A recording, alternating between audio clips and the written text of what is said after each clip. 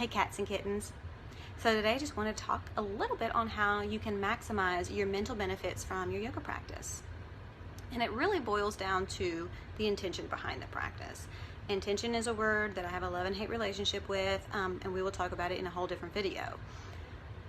But what we're talking about here is you making the goal, really, that this is going to be a chance for you to, whether it's de-stress or whatnot, but you're practicing mindfulness. You don't have to know all of the science behind mindfulness to do this, but we will definitely talk about that in other videos as well, because there's a whole thing. But it's just paying attention to what's happening in the moment. So if you're thinking about what you're going to eat later, or wondering about what you said yesterday, those aren't obviously happening in the moment.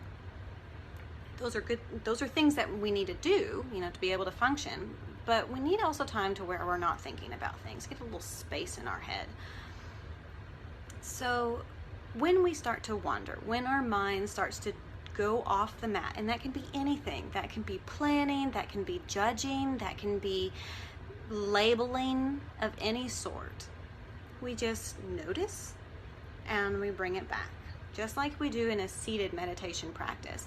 But I find the yoga meditation practice more helpful or more accessible for me because since I'm moving, I'm not just sitting there with my thoughts, and I can use the sensation of the postures to be my focus.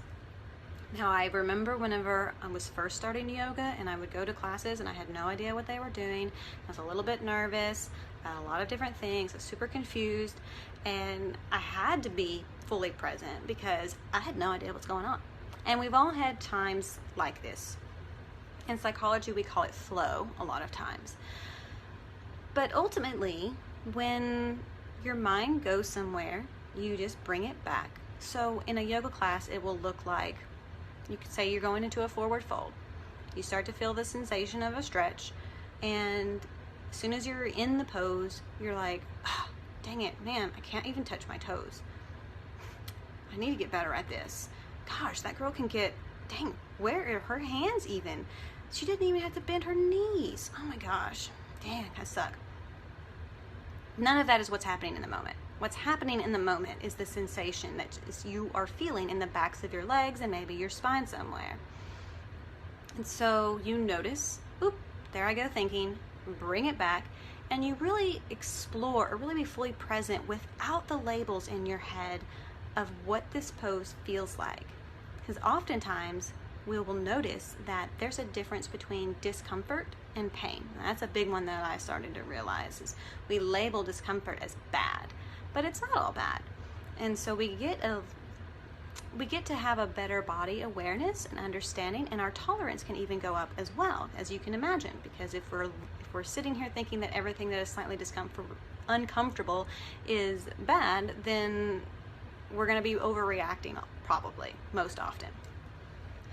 So that's really what it looks like. You're just bringing it back to the moment of whatever it feels like.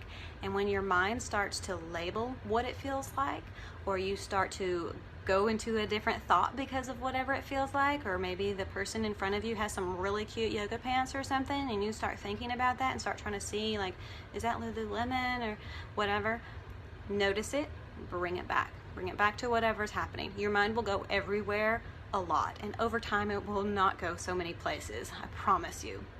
It just takes a lot of practice, especially if you've got a busy mind like me.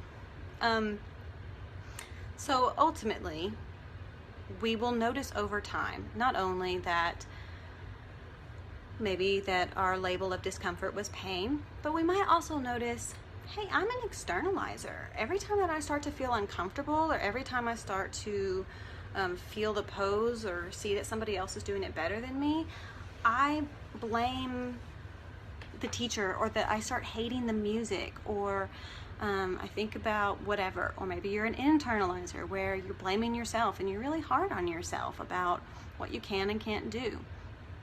There's all of these patterns. We have them. We all have our habitual thinking. And what the yoga practice can give us is a chance to practice getting some space there, and over time, more and more insight will start to come up. We don't even have to give it extra effort. It's just being able to take a step back. Think of it as if you are playing a sport.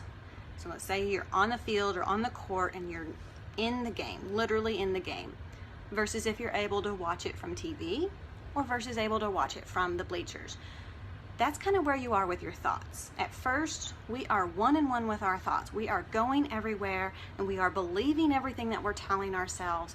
We're just there, right? If we are able to take a step back and start to see, maybe some of those thought patterns don't work for us anymore.